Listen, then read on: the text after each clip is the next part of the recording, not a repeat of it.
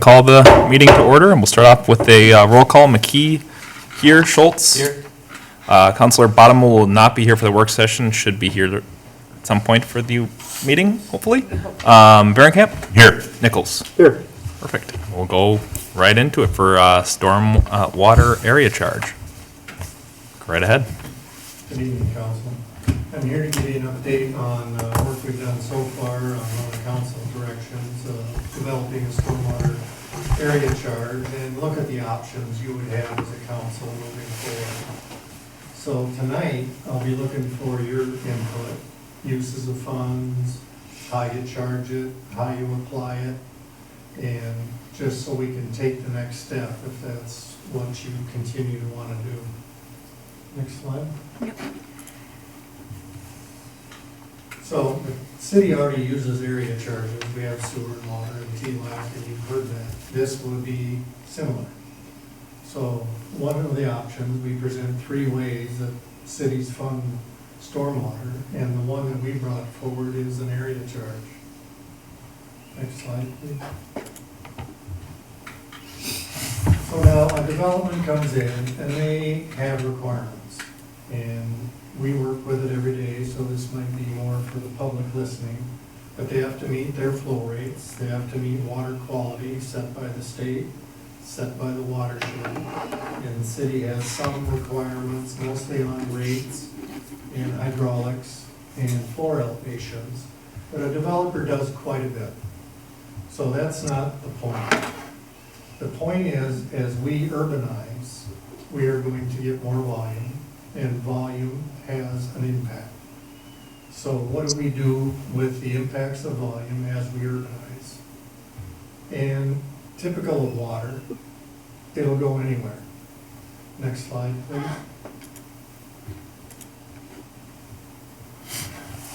So we think of MUSA, we think of rural, and even some of our MUSA doesn't have water and sewer, so that's the way we're wired, lines and boxes.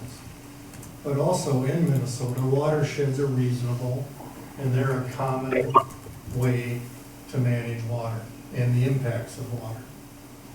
So next slide, please. So if we just look at the MUSA like we're used to, for water, it's more challenging.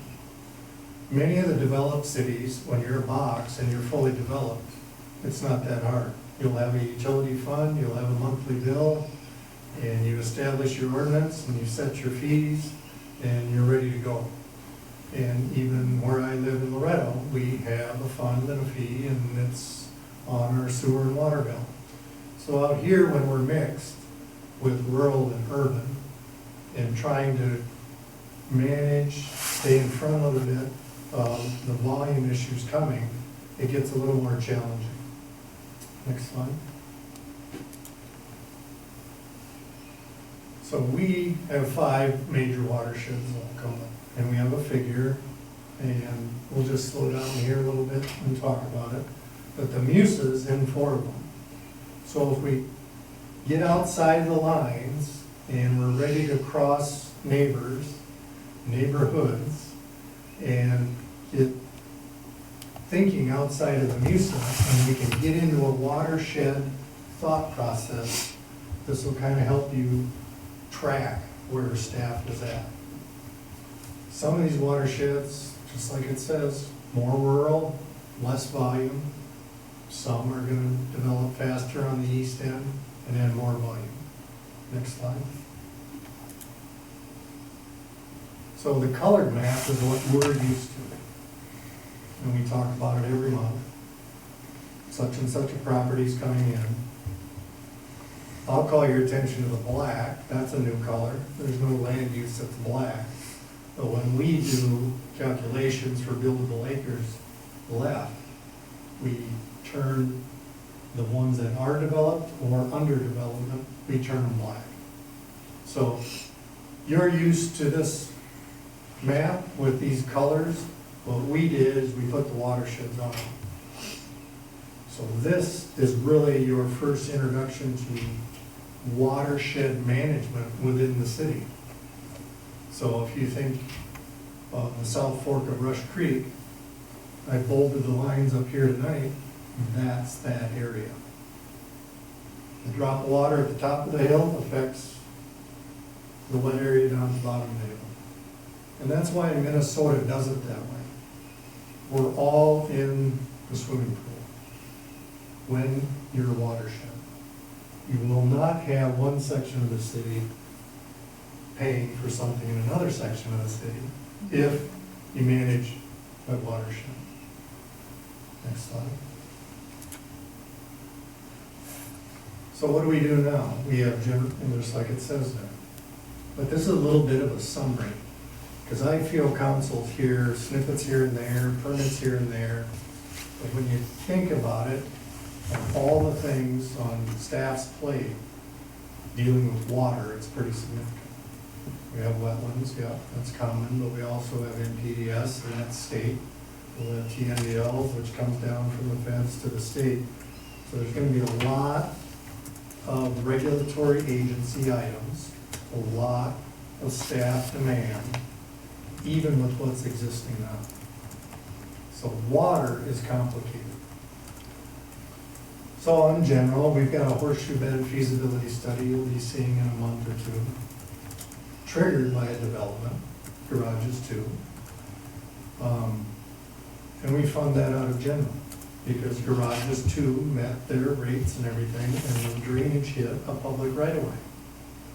Okay, so that comes out of the general fund. We build things, Corcoran Trail West, we had culverts going in, city centers going in now, there's a large pond that'll serve a little bit off the property. And then developers have done a lot. And I just want to acknowledge that.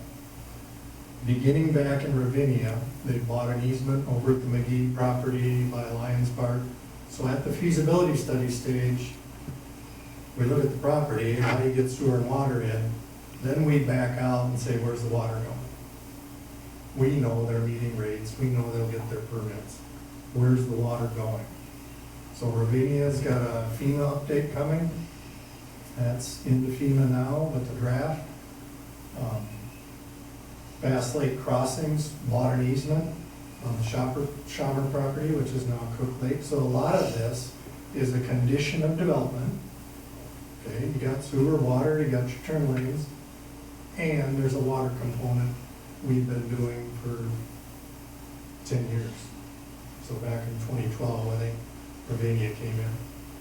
So we've been doing it, and even up to Cook Lake, as Steve reminded me, you know, it's a part of the PUD to grab some extra stormwater, you know, it's all part of the picture. And it's being done so far. But I want council to know we always look off property.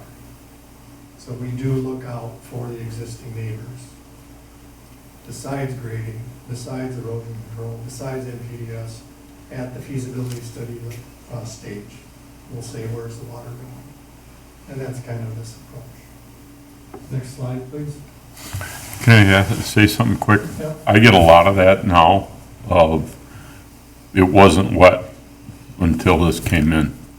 One of the big ones is across the street here, down that whole thing and stuff. But I think some of the things that have changed or that it's done, I've told them I don't think we're done yet as far as controlling that water runoff. Am I saying it right? And if you have concerns, you have to call Public Works. Who should they call? Start with Kevin. Deal. Even when they call us, we send them back through Kevin, who will either kick it to Yep. construction and Rowdy or back to engineering to pull the plan. I know a lot of them are still work in process, and there's gonna be a cause and effect when hydraulics are involved, and it's gonna happen. So thank you I wanted to ask that question. And they're right, there's so much land disturbance when you're digging Yeah. 30 feet down, and, you know, I mean, the residents are right, it Yep. wasn't this way. Well, you're right. You know. And that's what- And we're in a drought, then we'll go wet. And then you're always dealing with the reality, but also the perception of change. We were promised. It will get corrected, but the Public Works, the city can't correct it unless they know and see. And I'm not asking them, I'm not gonna let them come back here, because they'll see the mess back here, and then I'll be nailed for some other permit or ordinance issues and stuff. Sorry. I don't think they'll do that. They'll come and look at the water and try and figure it out from there, but thank you for answering, very much. Recently, we had, was it Bellwether? No, who's adjacent to Kirkland? Bassley. That's like cross. We had a gentleman up here with a list, you know, we were out there within 2 days and walked Yep. him through it and said, yes, your neighbor is grading. And so that's the type of things that we want to respond to. And many of them just like to complain, but not help themselves, so thanks for answering, very much. I'm saying the right stuff. I think I went through the list there, and I think the message was developers do a lot, and we started the feasibility study stage and tied them to it. And that conversation sometimes is hard. Hold on, why am I doing something over there? Well, that's where your water goes. So, if you had an area charge, sometimes that conversation is different. Your area charge will buy that easement, your area charge will make that ditch, Right. and will credit you back. Okay, next slide, please. So there was a list in the memo, and we put down potential uses. Just like I've talked about, we've probably done most of the list right now with the developer as part of approval. MS4 compliance is done under their escrow, so they pay for construction staff and MS4.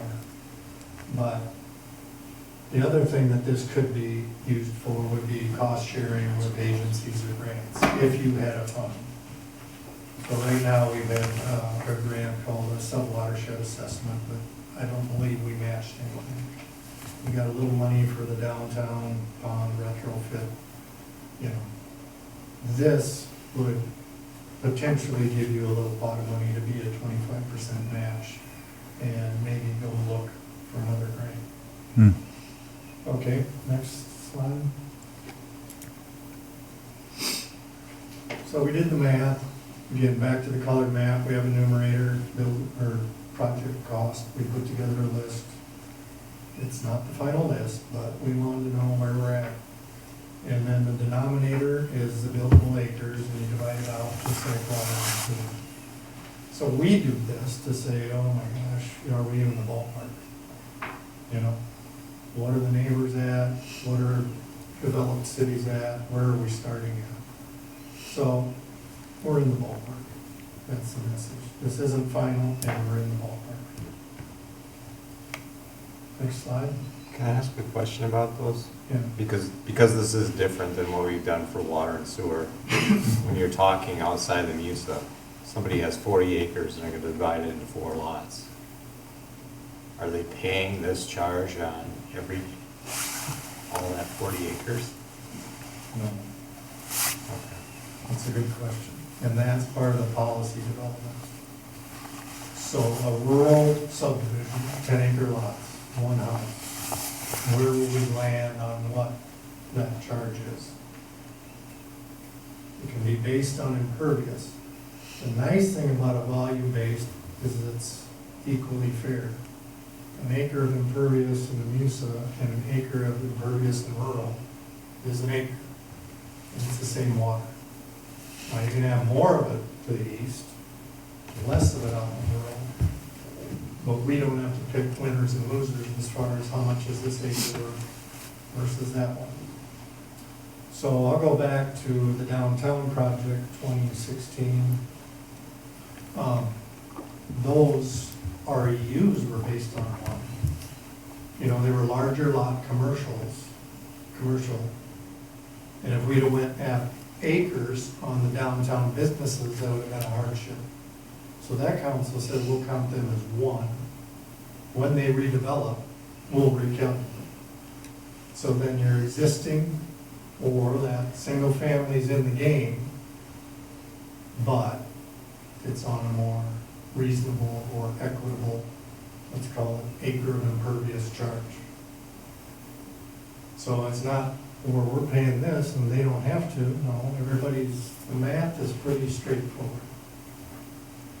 But you're doing it, when you say on an acre of impervious, are you really doing it on an acre, or you're doing it on one housing unit?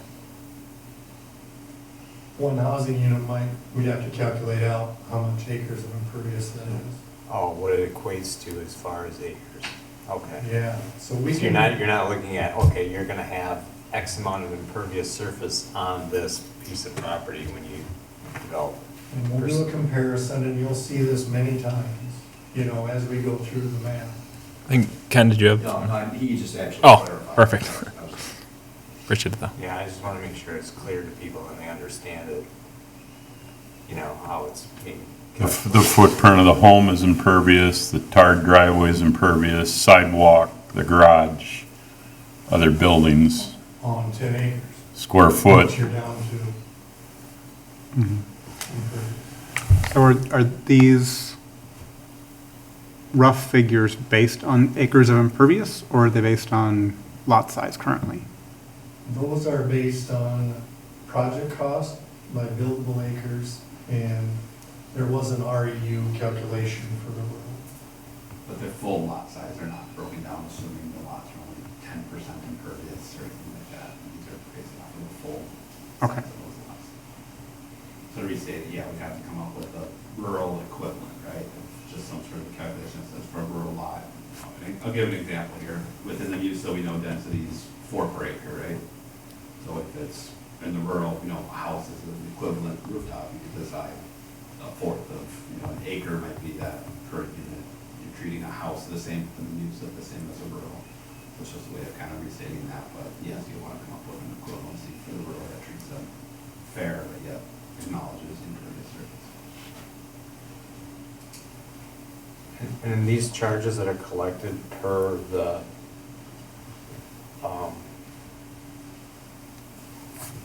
MOs or whatever they're called, wastewater management, not wastewater. Watershed. Watershed management organizations, that's basically what these are, right? So the funds that are collected in those areas have to be spent in those areas, or can they be spent elsewhere in the city? Our intention is that's the watershed-based management. Okay. So, again, with the policy development, is some allowed to be spent for administrative or other, is there a portion of that? Oh, sorry, Ken. To that question, Alan, I actually asked the city water, I don't know what their titles are, Derek Ashe and Sharon Roy. I think a city water engineer, I don't know, something like that. The city water engineers for Plymouth and Maple Grove attend our watershed commission meetings, and I chatted with them a little bit yesterday after the meeting in anticipation of this workshop, and they both do have this charge. What I didn't ask them is, have you guys, done any research or developed your policy based on the jurisdictional question? So for example, Plymouth and Maple Grove both are in Shingle Creek, they're just Maple Grove, but anyway, there are multiple watersheds too, so the question is the money that we receive within the Shingle Creek watershed must be spent within the Shingle Creek watershed, et cetera, or asset. If we receive money from a project located within Bassett Creek watershed, must it be spent there? And here, and that's one of the notes I was making when Ken put the picture up that showed the watershed overlay on the city there, the question becomes, if you collect it in South Fork, Rush Creek, must it be spent in South Fork, Rush Creek? But I don't know, Jessica, if you can go back to that, find that one. You can go to the next one. Because I remember back to the discussions we had on transportation area charges and what your restrictions are for receiving and spending on a territorial basis. And what's interesting here is if you look at, and it doesn't have the land use overlay that Ken had shown, but Elm Creek is pretty discreet there in the southeast corner, and clearly that's going to be a fully developed area, and now it virtually is at this point, I think. And so by the time the city might adopt any kind of stormwater area charge, there might not be much left to collect within that area on projects. But I think the South Fork Rush Creek is a different story, because if you look, do you have one, Jessica? Yeah, that I can shows go the back. land use? Give me Yeah, it's just- about 5 slides before this. Good, I was thinking about, there you go. If you look at the geographic footprint of the South Fork Rush Creek, you know, that encompasses a ton of the activity in this community over the next 10 or 15 years. And it also has a lot of areas that aren't gonna be developed. So from the legal standpoint, when you try and defend the legitimacy of these area charges, for example, on the transportation area charges, I think it's correct that you have to have some nexus between the location of collection and the location of expenditure. So you can't collect it on a project on 101 and spend it out on 19. There's no, is that? I think that was the court case. Yeah, So we By can't, limiting yes, we it. can't do the but yeah, you're right. And we did preliminarily have some discussions with the attorney, just as, and that was very similar. We said you have to have a nexus. It Right. doesn't mean that it's within your policies, the way I understood it, is not every penny had to be tracked and put into buckets, but you have to show that the costs are going to improvements, so there's some ability to. So where I'm headed on this, and long story long, is that the sub-watersheds themselves create a really good legal boundary that I think, I would, and this is a question because our neighbors to the east have probably been through this, would be put to them. Do you feel confident from a legal standpoint, if you're collecting in one corner of a sub-watershed, but spending in the opposite corner of the watershed, that that's a defendable use of an area charge? Because I think, well, it's just my opinion, but I think there's a lot of opportunity in Corcoran for that good use of a resource there, and that's, and we've got, again, I didn't ask that question of the guys from Plymouth and Maple Grove, but we've got people that are, you know, 10 or 15 or 20 years ahead of us in that evolution. Plymouth may know more. I don't believe Maple Grove does a watershed approach. I think if I remember, Maple Grove is on a citywide approach, and so Okay. they have, same with Dayton's on a citywide Yeah. approach. I know Otsego is on a watershed-based approach, so there's a little bit of variability in neighbors. I don't know about Plymouth. Yeah, They may have. and it'd be an easy question, Dave, so, sorry, that was it. No, appreciate it. Yeah, we won't be the first one out there doing the watershed No. approach. And then within your policy, our policy, and legal's opinion, Yeah. it'll get formulated. Well, one point of clarification, Ken, before, well, actually, I don't know about Roar River, but Rush Creek, North Fork, Rush Creek, South Fork, Rush Creek, and Elm Creek are all in the Elm Creek watershed. Pioneer Sarah on the lower left, I can't remember. That's going That's south. on watershed. That's Yeah, going- on watershed. it's going south and We still west. administer that as the LGU, I think. Anyway, the three main ones that we're concerned with, I guess, are some watersheds of the Elm Creek watershed.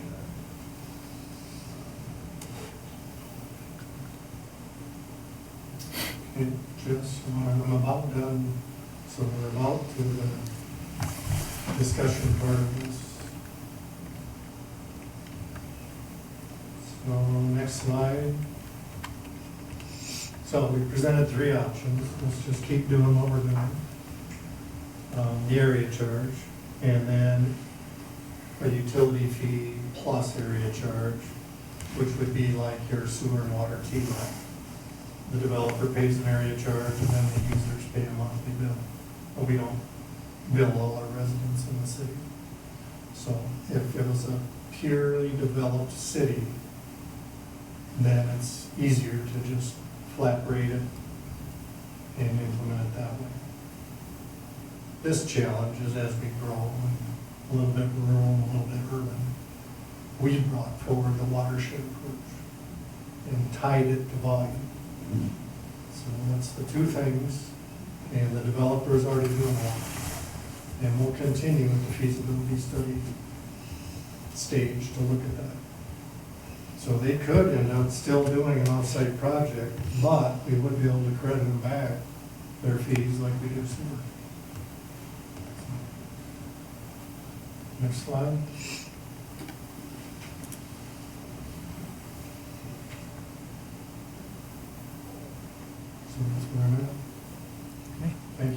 Thank you. Any questions or anyone want to start the discussion? I had a couple. Go for it. In the packet, there's a page 7 that lists estimates for total costs within the different sub-watersheds. And I was wondering where those dollar value estimates come from and how confident we are that those are accurate to what we would expect to have to do in 10 to 15 years as those more remote parts of the MUSA develop. So we've created a table of project lists. I'm looking for page 7 in the back of that. The buildable acres and the project list, we also have in the full report. So for the workshop, we cut down the packet, and that's where it was developed. On the buildable acres projects, up in Rush Creek, we have Chevy Bridges, we have County Road 30, BMP. We just went through and listed as many projects as we could think of that were coming. And we look at the major conveyances, South Forks, the Rush Creek, what Steve and I talked about today, and he wanted to bring up, this isn't for every wet yard in every neighborhood. This is for trunk systems and conveyances. And having some funds to get a grant and do something good. So this project list would be in the full report. We'll go through it again. Those numbers will change. Jess, could you go back to that aerial? And the aerial, there you go. And there's little dots on it. And I put the dots on the projects. So you really have to have great eyes or a big screen at home. But the yellow dots are just projects, and there's some creek conveyances in there. And we compiled our project list that way. Our first wave through it. Maybe one of our goals then is to get feedback, that types of uses that we have, just to get, additional thoughts from the council on their goals in this program. If there's additional goals that we don't have in that cost, we obviously want to start getting those things added to the numerator. That kind of talked about, so we can continue to build it out. Stormwater is a lot tougher to forecast than water and utilities, so we've tried to hit on these major categories, but definitely that's what some of the feedback we're looking for is what are the types of goals, types of things that you would see to make sure that they are accounted for, so we don't come back a year after it's implemented, you want to spend, well, that wasn't accounted for, that, isn't really what this is. There's certain water areas within the city that are outside of the purview of the city, is my understanding, right? Because some of these drainage creeks that were created by the county, we don't have control over, they wouldn't be part of this project list at all. I'm thinking about, there was one right across 116, I thought there was one up off Kane Road. There's the old county ditch system.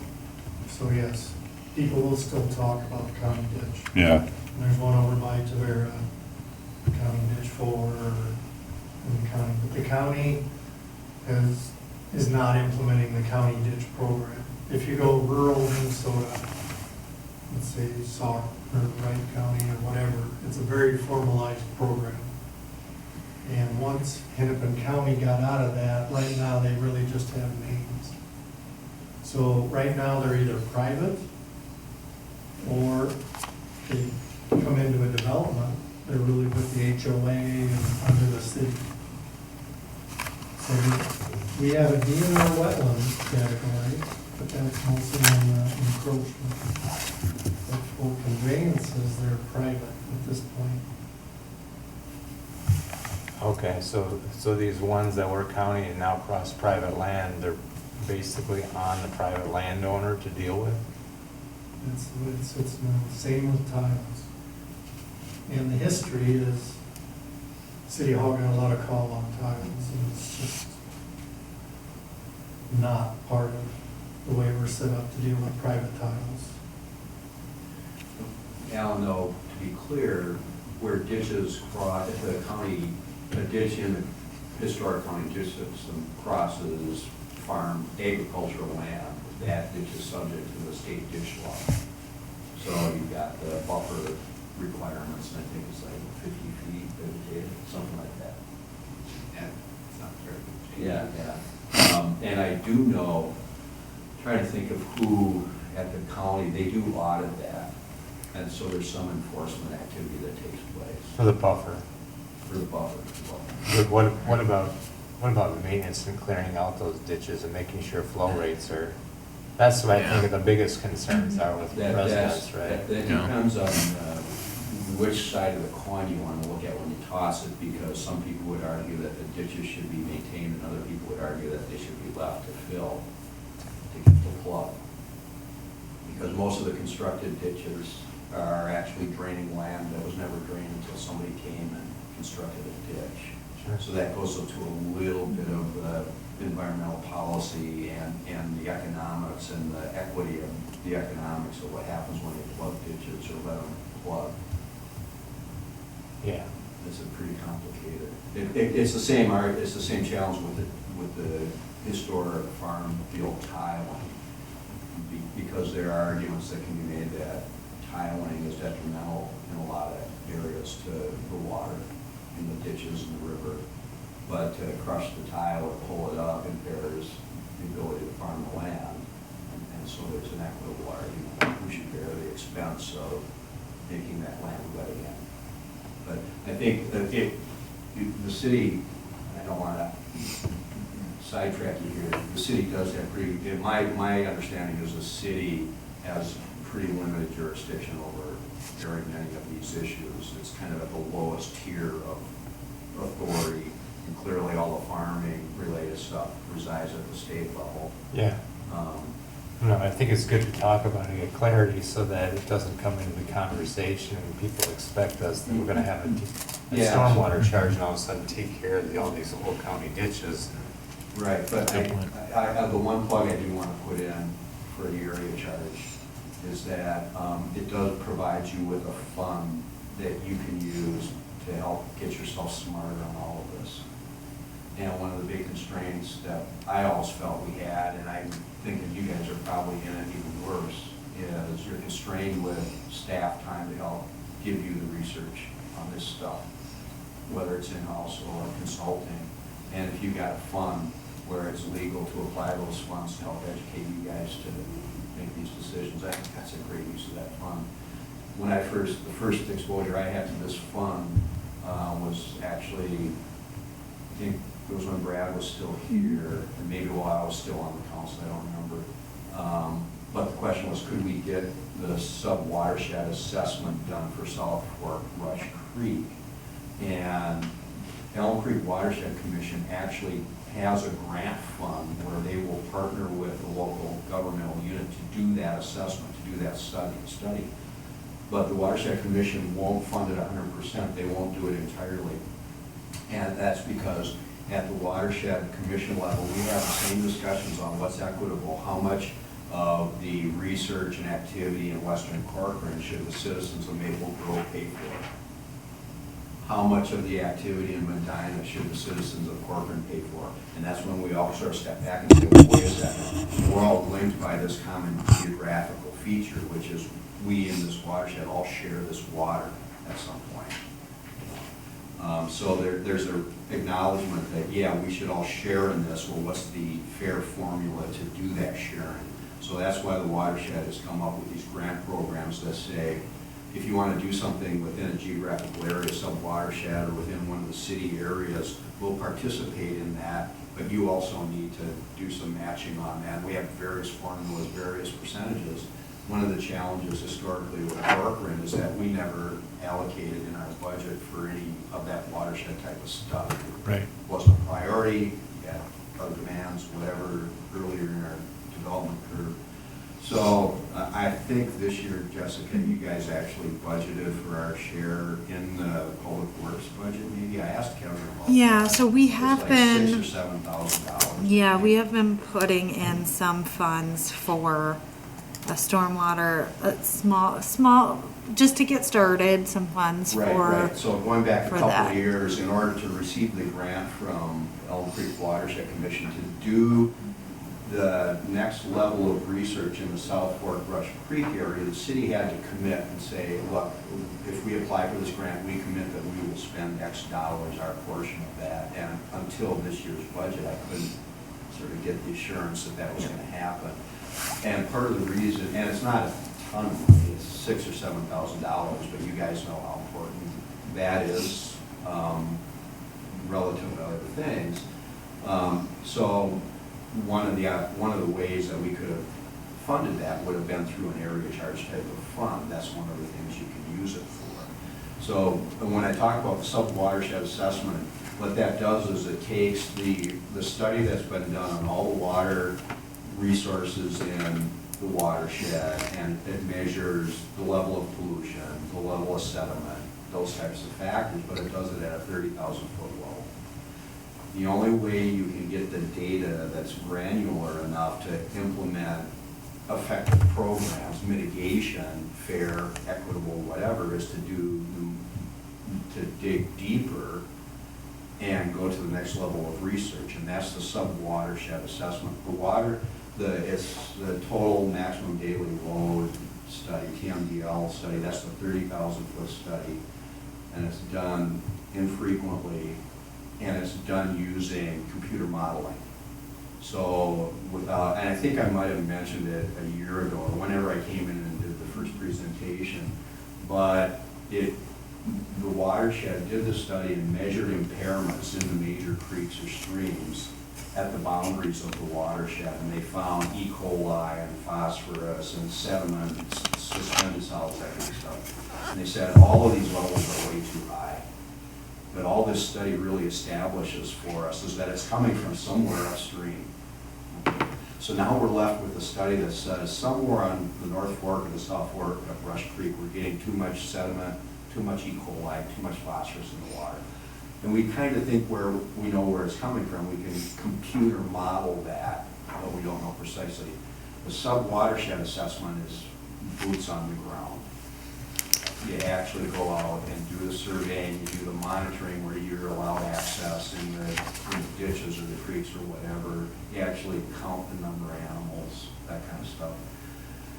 And until you have that level of information, it really becomes hard. It's really hard to be the people who have to consider, should we implement policies? What if we adopt a policy, is it going to treat people fairly? Are we really getting at the source of this? Are we solving the actual problem, or just creating a rule that's not going to be effective? So that was kind of in my evolution where I arrived at 2 or 3 years ago, and that's why I thought this is great to talk about this fund, because it frees up some dollars that you can apply to get that information, get smarter on it. And then if you feel as a priority that you want to get involved in doing stuff, you're able to do it at that point. Makes sense. Did you have another question, Jeremy? My second question was, given that we have the option of doing it based upon the entire city as the assessment unit versus the individual watersheds, what advantage do we get by doing it on the watershed basis versus pooling the money across the whole city? Seems like it might get more flexibility with that latter approach. Yes, and the nexus was the word, and the transportation was brought in. Transportation area charge was tried in a few cities and challenged because the developer, as the example was given down here, some of the money went for a regional collector. So when you do a watershed, you tie it to that watershed, and it gives you a policy connection to your fee. I won't use the term legal because that's above my pay grade. Mm-hmm. But we feel as staff, it gives you a comfortable position to tie it within the watershed. And that's done in a lot of watershed districts, and so there's established law for that. Within the watershed, you're pretty solid. Some of that could be spread over, like we talked about, administrative staffing, Mm-hmm. some of the keep the lights on, apply for grants. my opinion, some of that could help citywide. But until you're full-blown city and everybody's getting a bill, and everybody's in the game, which most of our neighbors are, we felt the watershed gives you a comfortable position to tell people in the South Fork, MUSA, this fee is going into the South Fork. Mhm. Do you lose that method of defense if you do it on a full watershed basis versus the sub-watersheds? So at least you could combine Elm Creek and the north and south forks of Rush Creek. I think that's a good question for us to flesh out in the next step. I'd just like to optimize for flexibility if we can. Yep. I'd like Because to they're know all about that too. Mm-hmm. Good point. Not all of them, there's Pinehurst there, Surf Creek. In the Crow, we just didn't identify any projects or real development, so that you saw that the Crow wasn't in our Yep. area charges. Those are my two. They're good ones. Anything else? Anyone else? I'll jump in it from the rural side and Right. such, if that's okay. We are talking basically the charges on developed land. That's what we're talking, because when the farmers talk to me, being where I am, and I believe them, I've grown up in the farming roots for a long, long time. There's probably a no better conservation group than the farmers themselves. They do not want runoff from their animals and those kind of things. I'm one of them. I'm doing a number of things, and it's hard to even get Kevin from Hennepin County to give me a plan to control my runoff in my back of my barn. But I'm doing it all with berms and those kind of things, cleaning up, doing those things. I'm doing everything I can to prevent things going into tile and such. So that would be my biggest concern, talking about the truly rural part of this place. I mean, if I use my neighbor across the street, what it used to be and what it is now, and then them going out and drilling and applying manure out to his fields and stuff like that. There's no better conservation going on than what I see across the street from what it used to be. It used to be a big slough, a big collection point, and when it overfilled, it trickled down across the street into my field, into the tile, and then that's the worst thing. So I want to make sure we're talking developed parcels, those kind of things.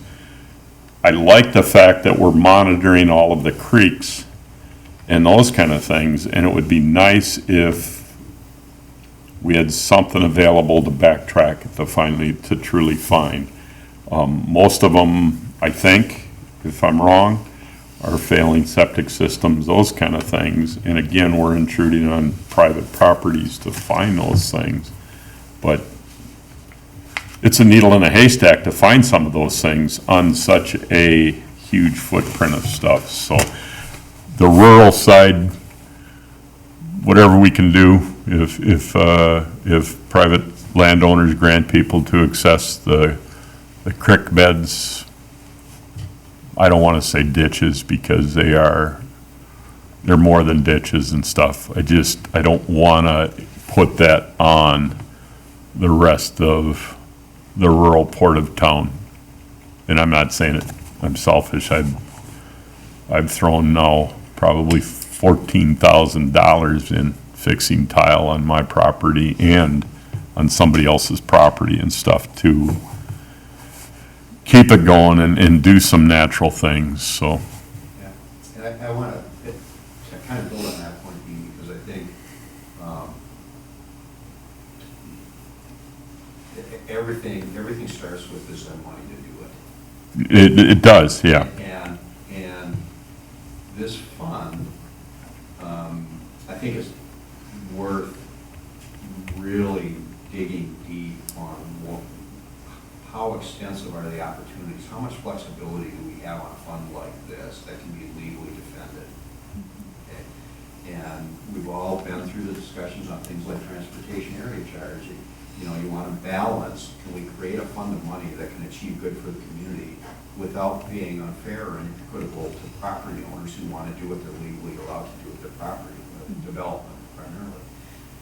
But here, for example, a lot of the barrier we face with property owners, if they're not in a development situation, is there isn't a pool of money to fix a problem that we all share. So if you've got water passing across several properties and they're private properties, how do you fix that? And there are resources now from the county and through the state, both professional resources, design professionals who can come in and assess something and say, here would be a good way to deal with the situation. And then you get to, okay, and how do we pay for it? And On something like that, I'll step right into my design. The conversation is the county wanted me to start thinking about creating mitigation ponds on my property. I don't want mitigation ponds on my property. I don't want that. Well, you know, we're gonna pay for it. Again, that whole process with me started now nearly 5 years ago, and I still haven't seen a plan. And they told me they'd reimburse me on costs. I've got $14,000-15,000 in something I'm gonna get no reimbursement on, but then the whole implication of all of a sudden creating mitigation ponds and those kind of things, and if it's funded by 80%, 90% of Hennepin County, you start getting into, now does it become, those mitigation ponds become public ponds and people can hunt on them out in the country and stuff? Just a lot of those kind of things. I'm going off of what I think and what a lot of people think. We need something to fund it, but I'm almost going down the fact that we need to do something in our overall taxes. I shouldn't say this way, but I'll say it this way just to get more people, more ideas. There should be a fund coming out of our current property taxes across the city to set aside, I've heard numbers of $7,000, $8,000, $10,000 for a fund so we can start looking for money in grants and those kind of things. Am I saying it right?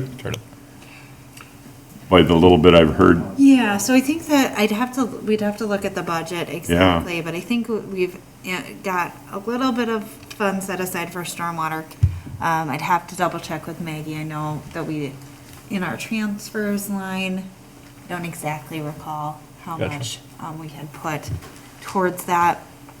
But I believe we do have some funds. It's just. Starter. It's just a. Yeah, again, I So- think it's something that if we're looking for something to do all of this, it should kind of come out of current property taxes and such. But to do this and the assessment of individual properties and building and developers and stuff like that, I'm all for whatever we can get out of them is Well, I think a good thing. I think if you're saying a fund through property tax, you're really saying status quo. Because really, we have a choice right now to levy tax against people to do that. And I don't think most people in the community, especially people that are living in the rural community, would want, they lived there 30 years and now all of a sudden they're getting taxed for an improvement on money that's going to be spent somewhere else. I do like the idea of the stormwater area charge. I just want to understand it better, how it's applied Yeah. to somebody that wants to split their land, because the way I understand it is if you're on your property now and you do nothing with it, you will never incur a charge. It's just a matter of when you decide to sell it, how that a charge gets applied. And so I kind of like to learn more about that. I'd rather leave it alone than do, Yeah, an option. go in the direction I was talking about. And option C to me seems more like it's similar to almost like option A, with the exception of you're not doing it based on a tax levy, you're doing it based on a unit, right? Everybody gets taxed based on a unit wherever they're at. So, to me, the option B is the better choice for where our city sits now, and as Kent was saying, as our city gets fully developed, then you move to more of a general levy type tax situation, or a unit charge based on utility. Yeah, I agree. Same. I'll just say, in kind of what you said, the key to this is with the option B, the area charge, there's just gonna be limits on what we can spend, just so Yeah. we're clear. So some of the things you Yeah. talk about, like backyard drainage, if we can't tie that nexus to a volume-based approach that we've done. Right. Then it might have to be through the general fund or something like that on an interim basis, just to be clear with that. Like it is, this fee can't necessarily, that's why we're just looking to make sure we get the goals, which was helpful to get some of this feedback, to make sure it's tied to the costs that are put into the, and we can then tie it to volume too, right, or tie it back to that. So when we tying it to volume, what are we, volume of water runoff on a given parcel? Yeah, based on a per acre of impervious. Okay, There won't be a volume calculation like your 20 cubic feet or 40, it'll just be based on per acre. so using the example of someone that splits their land and let's say sells off 4 10-acre parcels out of 40 acres. And so they moved and they had the building rights. So now they kept the one and now they've got 3 others that have a buildable unit. Would the charge be, the idea is that the charge is applied when a building permit comes in so that you know how much impervious surface there is? Typically, we charge these at plat, Okay. so if we want to move to that building fee, then that would be part of the policy development. Okay, because how would you know how much impervious surface there is? We can get pretty close, so let's take a Bechtold.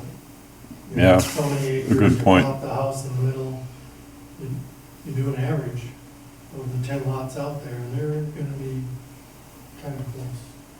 The footprint of the building, the paved Yeah, driveway, an accessory building, all of those things, you got some rough numbers. There'd be a street potentially too, apportion that across the lots. Remember though, it's kind of like your park, I can't remember what you call it now, the park charge. Park dedication? It doesn't have to be perfect, it has to be based on a reasonable Right. formulation. So, we started out with this, what would it cost to build out the parks in the community, 27 million or whatever Yeah. the number was, okay, and we backed that all the way down. So the charge is based on overall calculation, right? So the charge doesn't change from parcel to parcel to parcel. Well, no, it would be consistently applied formula, but what I'm saying is it doesn't have to be perfect as to each individual Right.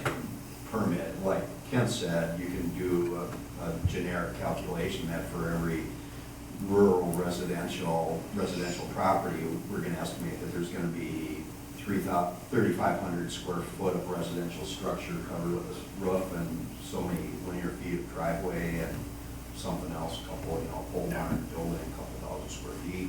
So Yeah. we're gonna base a rural residential residence, we're gonna come up with 8,000 square feet of impervious. Yeah, and like park dedication, I'm assuming we recalculate that every so many years. Right. The same No more work. manner. Yep. Every 2 years, right? Yes, and we're gonna try to do it more often than that. and going back to Yeah. Alan, and it could be rural residential comes to be one, Yeah. just like we did in downtown and sewer and water came in. Hmm. So whether you're 10 acres or 15 acres, you're one house, you're one. Right. So again, we think it's equitable, we've tied it to something. We will have the staff discussions, geez, I'm getting all this stuff from the watershed, the city, and now, what are you tied to? I'm wondering if we could tie it to development rights too, since we already have a development rights map that says how many buildable units you can have in that. Unless you get a, OSB? yeah, Yeah. an OSP, then you multiply it. Then you multiply it. That'd be a good way. I think that's thought about, what's been going on. And again, the challenge was from the east to the middle is such a different development style. So how could we come up with an equitable way to put together a charge? And then how do you explain where these funds are going? I think from, in talking with Kevin a little bit, just understanding if we do more of that approach C, that billing approach, you'd have that steady source of funds and could do.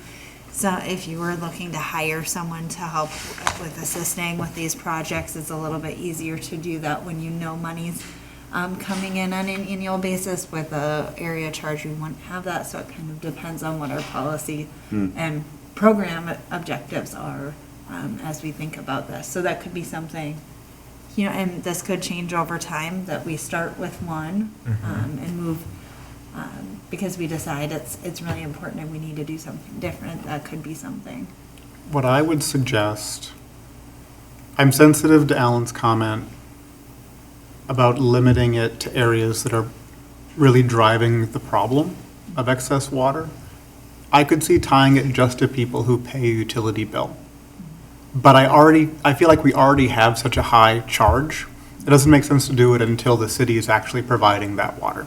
So maybe at the time when we're stopping the acquisition of Maple Grove water at higher cost, we're reducing that price for folks.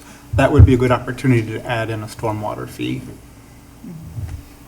Yeah, I think that really applies when it's more developed as a city, because to have people that are in developed areas bear the burden of watershed issues outside of their area. I mean, you could do it within the same area, I guess, but it seems to me it would be unfair. I'd rather see it based on the development. I just had a thought on the development side. The Bechtold Farms, that was 120 acres, that's 12 building sites. They kept a building site, so there's only 11 new ones coming. Do we charge them for 12 when it happens, though, so we don't lose that existing building site revenue, that charge? Am I making sense, guys? Well, this is a great policy exercise. Yep. So downtown you got one, and then when you came back in to develop, you're back in the pool. Okay. So in that case, It if should we be applied 12. that, they would be 0, and once they came in, they're 12. But in your policy, you could write in that the existing farmstead is out, because there's no new impervious. It's one or So the I'm other, just- correct? I'm on the Yeah. fly here, working on, I just, policy. if it's something that we would leave one alone because it was already existing, is that a reset where they come in and they take 120 and there's 11 units on it? Or adding 11 more, do we charge for 12? So then our policy is directed towards new impervious. Okay, we charged 11, now they did a tear down. If they tear down and put a new one on it, 5 years later, well, now you pay your 12. But the original landowner wasn't part of that. Right. Because they weren't new impervious. I don't know. Again, Yeah. I'm on the fly here, but you're gonna have some flexibility, and you have a lot of examples that you can think about. I think it'll end up putting the lion's share of the cost on the most intensive developments that have a lot of impervious. true. So if you've got a commercial site that's 70% impervious, they'll be paying a lot more of the fee than somebody who's doing something on a rural parcel with 9,000 square feet. So I feel like it apportions the cost fairly in that It way. should then, yeah, that's true. Makes sense to me. And it'll take a lot of work, because you're gonna hear about it once, if it's in place. Right? Yep. What's this new? But the good news is they've been facing it in Plymouth and Maple Grove. It's not like Lennart's gonna say, we've never seen this before. Right.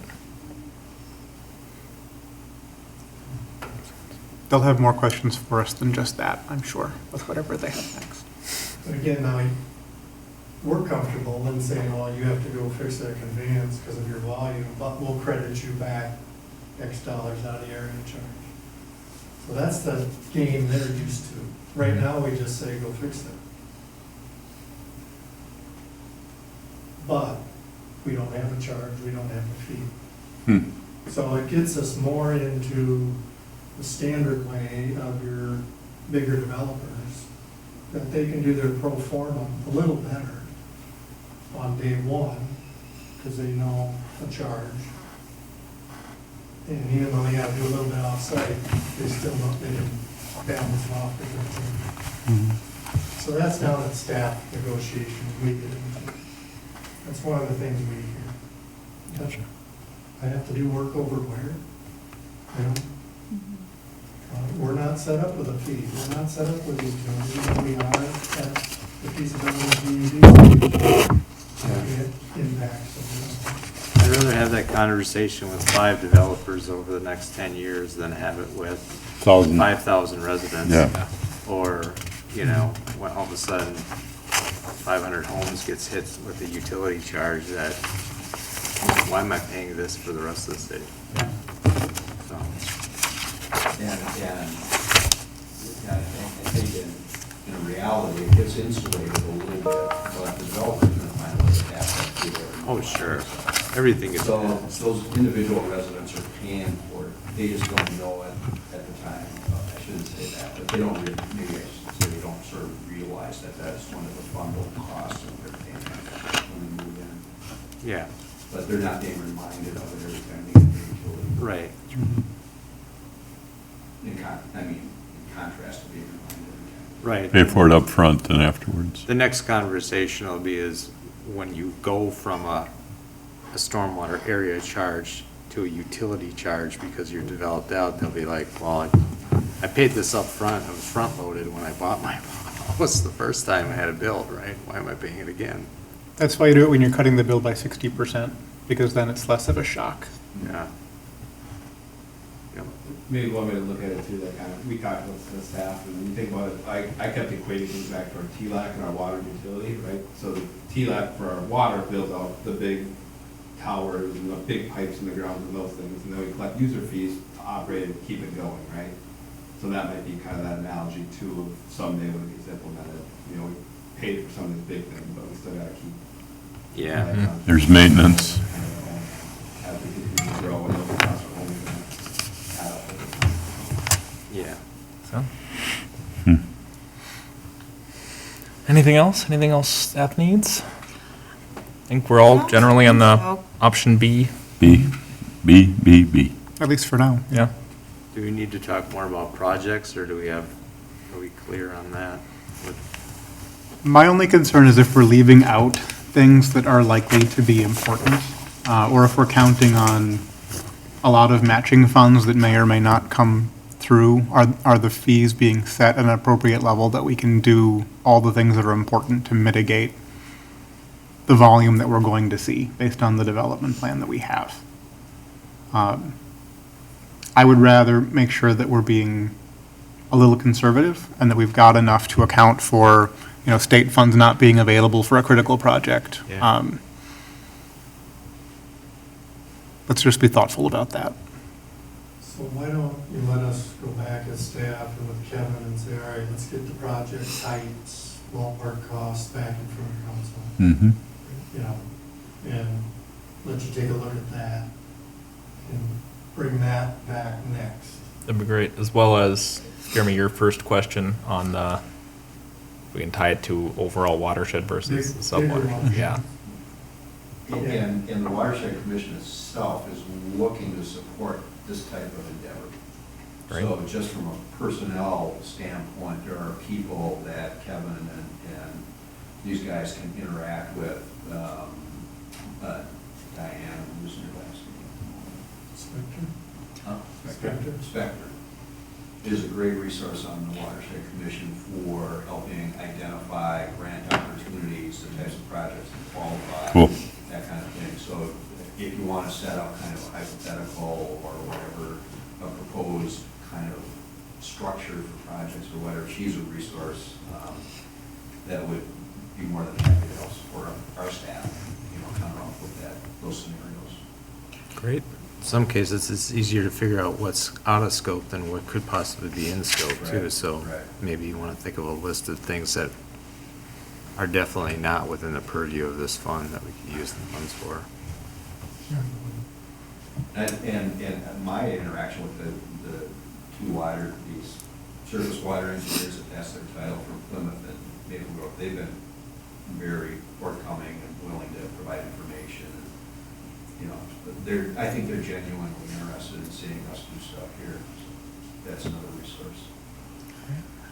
And Kevin just mentioned if there are any projects that or specific types of projects that you want us to look into, just to let us know, so as we kind of finalize that. So if there are any things that you can think of that you don't have ideas off the top of your head right now, just to as we bring this back. I've got a couple. One of them, I think that the obvious one is the one that we've already discussed for the garages 2 volume issues, and clearing out inadequate infrastructure in an existing neighborhood to allow greater volume to flow through would be one. Another one that Kevin mentioned to me, maybe it was Lisa Wiffles from the Parks Commission. Her neighborhood. As roads get put in, they're seeing, as we're salting the roads, some of the downstream watershed areas are having like willow trees die from excess chloride. If there are mitigations we could do for projects like that, that might also be interesting. I think you guys have probably covered all the culverts and stuff like that with your project list here. But those are 2 that I've heard of as being realistic asks from residents. Perfect timing, because at the meeting yesterday, there was a lengthy discussion about sodium chloride mitigation management from a policy standpoint in the local governments, and how to approach that as sort of the next phase of surface water quality management. Because it exists outside of the traditional nitrate, phosphorus, suspended solids management, and so it'd be excellent timing to get into salt management. Sodium chloride or calcium chloride? Whatever that we put on the Okay. surface in the winter time. Nope, that's okay. The white It's stuff just, we put on the yep, surface, Salt. calcium chloride. it's stuff that It's rusts a salt. everything. Not the stuff you put on your steak. Hopefully not. That works really well on I know. ice, but boy, it tears everything up underneath. That's really aggressive. Great work, man. You guys Appreciate it, are guys. Appreciate your time. all over Thank this. you. Thank you very Give us a much. chance to just kind of have 1 hour of what goes on in water that you don't hear about, and drainage. Important stuff. Thank you. Thank you so much. Thank you, Kevin, for your work on this as well. It's Yeah, thanks. Is he been listening? a lot of time, these guys. So, Kevin listening? Kevin is listening. He's been Thanks, texting Kevin. me. And he Perfect. is on at the moment. Take another snort of the NyQuil, Kevin. Be out by 7, I guarantee. All right, I will entertain a motion to adjourn. I move to adjourn. Second. All those in favor say aye. Aye. Aye. Thank you. Thanks, Ken. Appreciate your help.